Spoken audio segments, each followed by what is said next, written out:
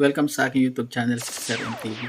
At sa vlog na ito ay pag-uusapan natin kung ano ang sociological imagination. Ito ay topic ng mga grade 10 students na kumukuha ng araling panlipunan, contemporary issue. So kung interesado ka na malaman ang kahulugan ng sociological imagination, samahan mo ako 3 minutes lang.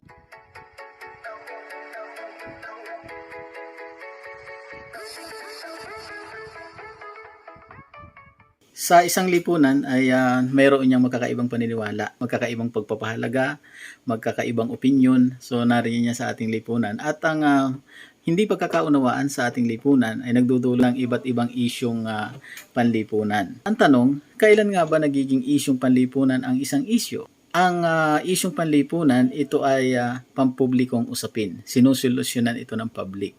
Ang apektado nito ay lahat. So, gamit ang sociological imagination, i-evaluate natin yung issue kung yun ba ay personal o isyong panlipunan. Itong sociological imagination, ito ay isang kakayahan na kakayahan niyang makita ang kaugnayan ng personal na karanasan ng isang tao at ang lipunang kanyang ginagalawan. Ano nga ba ang kaugnayan ng tao sa kanyang lipunan?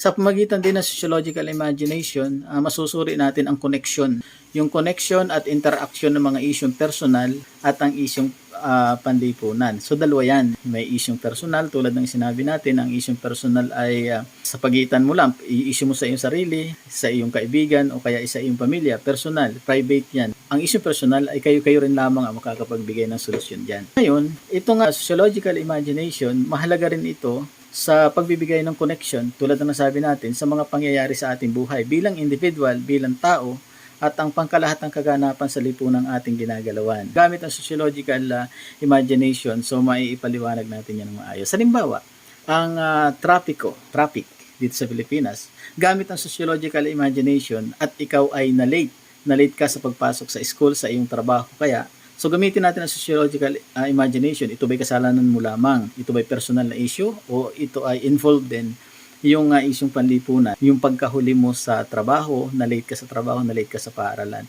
Sa tulong ng sociological imagination, makikita natin na hindi lamang ito personal na issue, kundi ito ay kabilang rin sa isyong panlipunan. May connection yan. Gamit ang sociological imagination, makikita rin natin na late ka dahil sa trapiko. Maaaring isisi lamang ito sa isang tao dahil na-late sa trabaho, pero makikita natin gamit ang sociological imagination na ang pagkahuli mo sa trabaho ay bunga ng malawakang trapiko. At ang malawakang trapiko ay isyong panlipunan yan.